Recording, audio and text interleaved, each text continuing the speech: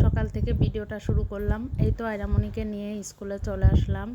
সকালবেলায় এই তো মেয়েকে স্কুলে দিয়ে এখন বাসায় চলে যাব। তো এই সকাল থেকেই সারাদিনের ডিউটি শুরু হয়ে গেল। হ্যালো এভরিওয়ান, আসসালামু আলাইকুম। আপনারা সবাই কেমন আছেন? আশা করি সবাই ভালো আছেন। আলহামদুলিল্লাহ, আমরাও ভালো আছি। আর একটা নতুন ভিডিও নিয়ে আপনাদের মাঝে চলে আসলাম। আশা করি আজকের ভিডিওটা সবার কাছে ভালো লাগবে। এই তো বাসায় এসে সকালের নাস্তার জন্য রুটি বানিয়ে নিয়েছি। তো রুটি দিয়ে আজকে গরুর মাংস রান্না করব সকালের নাস্তায় এবং দুপুরের জন্য। মশলা শেষ হয়ে গেছিল, এই কারণে আমি আগে গরম মশলাটা তৈরি করে নিয়েছি। আর গরুর মাংস নামানোর আগে একটু গরম মশলা দিলে কিন্তু দারুণ হয় টেস্টটা। এই তো এখন হাতে মেখে আজকে মাংসটা রান্না করব। প্রথমে আমি কিছু আস্ত মশলা দিয়ে দিয়েছি, এরপর রসুন, পেঁয়াজ কুচি, কাঁচামরিচ দিয়ে দিলাম। আর সাথে এখানে জিরা বাটা, আদা বাটা দিয়ে দিয়েছি, পরিমাণ মতো লবণ, এরপর হলুদের গুঁড়া, মরিচের গুঁড়া, আর এখানে গরম মশলা বাটাটাও দিয়ে দিয়েছি। এরপর এই তো এক এক করে আমি সব রকম এখন গুঁড়া মশলা দিয়ে দিব। আর ঝালটা একটু বেশিই দিব। গরুর মাংস বা যে কোনো মাংসতে ঝাল বেশি হলে কিন্তু মাংস রান্নার টেস্টটাও বেশি হয়।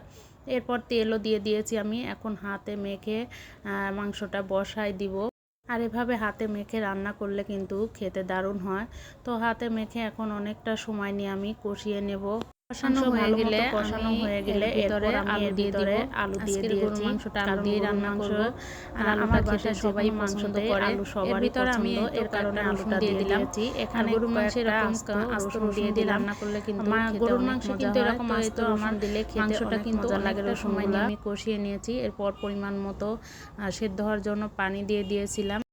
এবার কিন্তু হয়ে এসেছে। আর একটু সময় রেখে হালকা আঁচে রেখে দিব, এতে করে খুব সুন্দর সেদ্ধ হয়ে যাবে। আর নামানোর আগে গরম মশলা আর জিরা গুঁড়ো দিয়ে নামিয়ে নিব।